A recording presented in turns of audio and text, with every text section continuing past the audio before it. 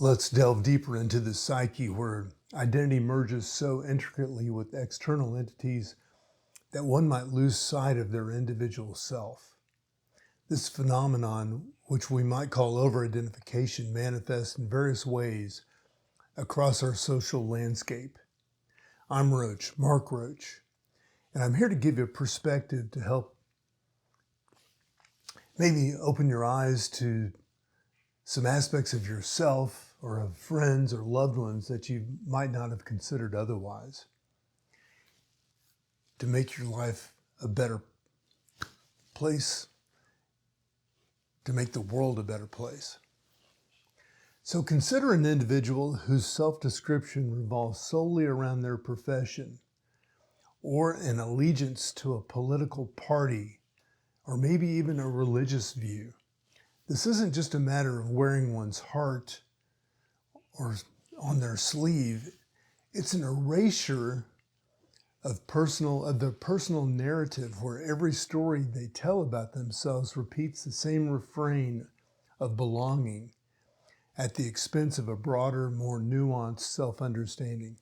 This over-identification can lead to what psychologists like James N. Kirby might refer to as a lack of self-compassion, where the critical voice within becomes particularly harsh when failing to meet the group's standards. This was published recently, actually in 2024.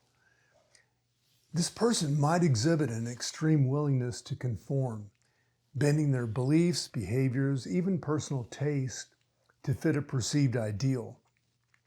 It's not just following trends, but an active reshaping of one's identity to match the group's.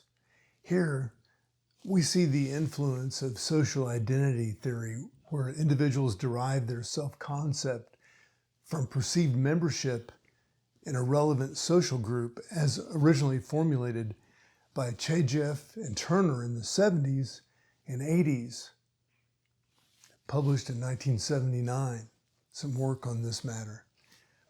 When this identity is questioned, the reaction might not be one of mere disagreement, but of a deep personal attack, illustrating a defensive behavior where criticism of the group feels like a direct assault of the self.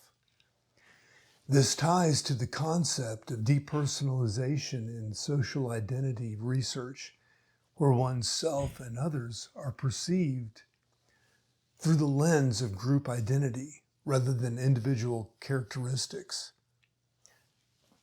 Postmaze and Spears published a paper on this in 1998. This deep-rooted identity can lead to neglect of personal needs, where health, happiness, and relationships are sacrificed for the sake of the group or this role. Research into group dynamics suggests that such over-sacrifice can be driven by the need for positive distinctiveness, where one's group must be seen as better than others, even at personal cost. Hogg documented this in 2006.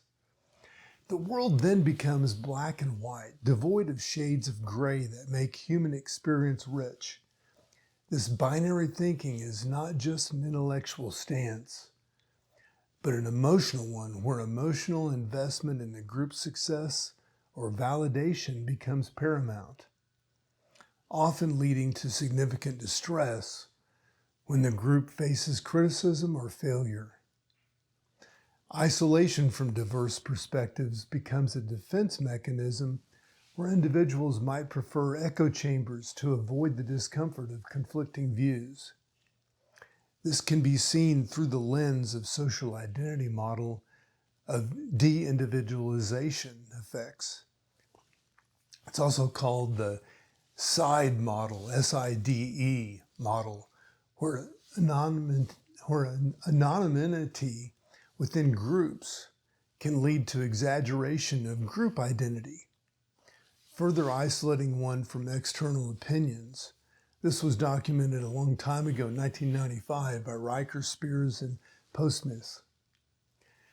Over-sacrifice becomes not just a choice, but a compulsion where individuals might give up too much, too willingly, for the cause of the group.